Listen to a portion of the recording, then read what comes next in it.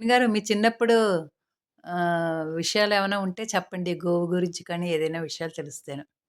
మా అమ్మమ్మ చిన్నప్పుడు మేమందరం మనవరాళ్ళందరినీ కూర్చోబెట్టుకుని గోవు అన్నని ఒకటి నేర్పించిందమ్మా. ఆ! అది అది చెప్తాను ఒకసారి. అది చూడు. అదేంటంటే గోవు పాదాలు పితృదేవతలు, గొలుసులు సత్యగుణంబులు, దాని గుణాలు అశ్వాన బోలు, నోరు లోకేశన బోలు, నాలిక నాలికేశన బోలు, చెవులు శంఖాన బోలు, ముక్కు రసవత్తన బోలు, మోపురం చుక్కన బోలు, నడుము నారాయణ బోలు, బొడ్డు బ్రహ్మణ బోలు, హ్మ్, నాలుగు కాళ్ళు నాలుగు వేదాల బోలు, నాలుగు చళ్ళు నాలుగు లోకాన్బాలు బోలు, కళ్ళు శిరోజుని బోలు, ఆవు పంచకం గంగా భగీరథుని బోలు, గోమయం సింహాలక్ష్మి బోలు. అప్పుడు నాలుగు గోమయం అప్పుడు ఏమవుతుంది అంటే అలాగా ఒక ఆవిడ పాడుకుని స్వర్గానికి వెళ్ళింది. వెళ్ళాక అక్కడ బ్రహ్మ విష్ణు మహేశ్వరు మొత్తం వాళ్ళు సతీమణులు అందరూ కలిసి కూర్చుని ఉండగా ఆడవాళ్ళు చేసిన పాపం ఎలా పోతుంది అని అడిగారు.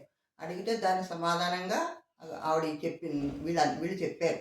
ఏమనంటే గోవును వండిస్తే మధ్యాహ్నం గోవును వండిస్తే ఆడవాళ్ళు చేసిన ముట్టు అంటి కలిపిన పాపం పోతుంది.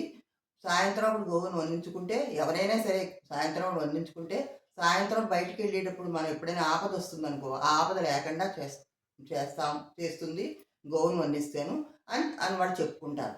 ఈలోగా అక్కడి నుంచి ఒక ఆవిడ వస్తూ ఉంటుంది. ఆవిడ అక్కడ మన ఏంటి లోకంలో లోకంలో ఉండి వెళ్ళింది ఆవిడ. గోవును వండించింది వెళ్ళింది పైకి. వెళ్ళాక ఆవిడ వస్తూ ఉంటుంది. అప్పుడు గోవును వండించింది గొంతొచ్చిందయ్యా, ఎలా వచ్చిందో ఇట్లొచ్చిందో అడగండి. వెండి గొడుగుల నీడ వెండందులారా, భమిడి గొడుగుల నీడ భమిడందులారా, వీధిని విస్తారం చేసేయండి. పల్లెరికాలు ఏమైనా ఉంటే అన్నీ బరాబరి చేసేయండి. నరకం అక్కడ తీసి స్వర్గం అక్కడ వేయండి. పచ్చిపోకలు పండు వెన్నాకులు తాంబూలు వేయండి. దేవి దేవి లోకాన్ని ఉంటావా లోకాన్ని పెడతావా అని అడుగుతారు అని అడగండి అంట. అప్పుడు అడిగారు ఆవిడని. అన్నీ చేసి ఆవిడకి అన్ని స్వాగతం పలికి అన్నీ చేసి అడిగారు.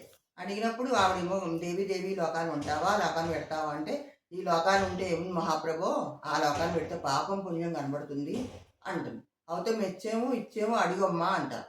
అప్పుడు విష్ణుమూర్తి బట్టి పెనుంటి కావాలి, ఆదిలక్ష్మణుడు అత్తమామలు కావాలి, సింహాలక్ష్మణుడు తల్లిదండ్రులు కావాలి, ముత్యాల బాల కావాలి, రత్నాల నగలు కావాలి, పోరులైన పొరుగు కావాలి.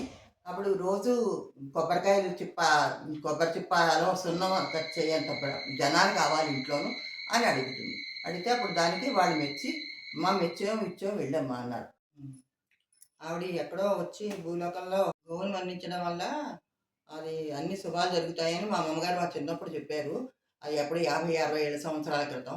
ఇప్పుడు మేము అప్పుడు కూడా మేమందరం సాయంత్రం పొద్దున్న కూడా పాడుకుంటూ ఉంటాం.